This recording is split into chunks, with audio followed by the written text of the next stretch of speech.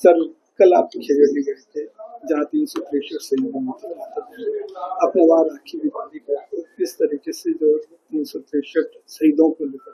देखिए, श्रावणी पूर्णिमा का पर्व संकल्प का पर्व था और संकल्प केवल बहनों की रक्षा का नहीं या मातृशक्ति की गरिमा का नहीं, अपितु का प्रकृति का, पर्यावरण का, संस्कृति का,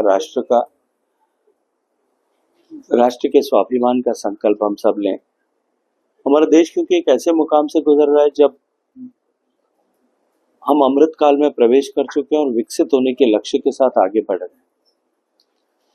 लेकिन प्रधानमंत्री जी का मंत्र कि हम विरासत का संरक्षण करते हुए विकसित हों, इसलिए विरासत के संरक्षण का संकल्प भी हमें इस समय में लेने की आवश्यकता है।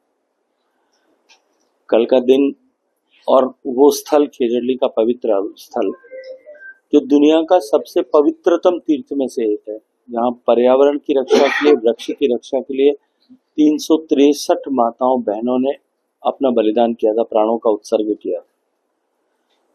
वहां जाकर के हमने वृक्ष को रक्षा सूत्र बांध करके पर्यावरण की रक्षा का संकल्प और संदेश दिया। लेकिन साथ ही साथ हम एक ऐसे दौर से गुजर रहे हैं जब अंततः भारत को आत्मनिर्भर बनने की आवश्यकता है और आत्मनिर्भर बनने के लिए स्वदेशी जो है उसका बीज मंत्र है। तो कल का दिन स्वदेशी अपनाने का संकल्प लेने का भी दिन था।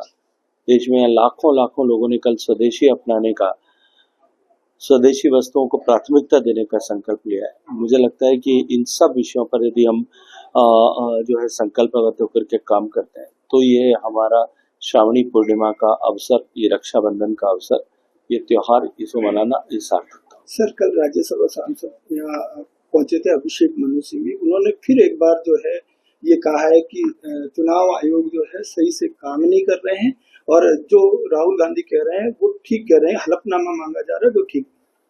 देखिए, राहुल गांधी जी से उन्होंने एक प्रेस स्टेटमेंट किया।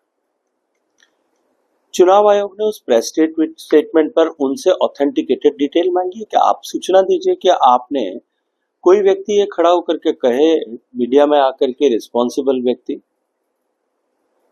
वो व्यक्ति रिस्पॉन्सिबल हो या ना हो, कम से कम उस जिस पद पर बैठा उस पद के चलते हुए तो रिस्पॉन्सिबिलिटी आती है। वो ये कहे कि वोटर लिस्ट में डुप्लीकेसी है, 1 लाख नाम डुप्लीकेट है, ये मैंने सॉफ्टवेयर से निकाल करके दिया है।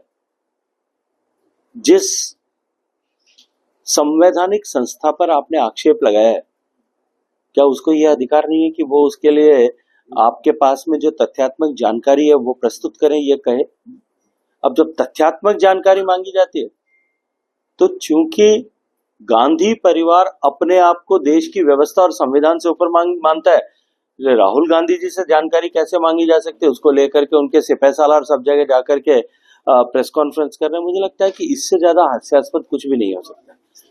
दूसरा, राहुल गांधी जी ने एक तरफ तो खुद ये कहा है कि 1 लाख से ज्यादा डुप्लीकेट वोट्स उन्होंने जो है अपने सॉफ्टवेयर के माध्यम से असेस करके निकाले, तो वोटर लिस्टों की जांच होनी चाहिए। पहले महाराष्ट्र चुनाव के समय में भी उन्होंने ये कहा था। अब जब पूरे देश में वोटर लिस्टों की जांच का गहन जांच का कार्यक्रम शुरू हुआ है तो वो कहते हैं ये नहीं होना चाहिए। मुझे लगता है कि अब जो है वो कई वर्षों तक सत्ता से बाहर रहने के चलते हुए और लगातार चुनाव हारने का रिकॉर्ड बनाने के बाद में मुझे लगता है कि वो कहीं अपना संतुलन खो बैठे और इस तरह की टिप्पणियां कर रहे हैं।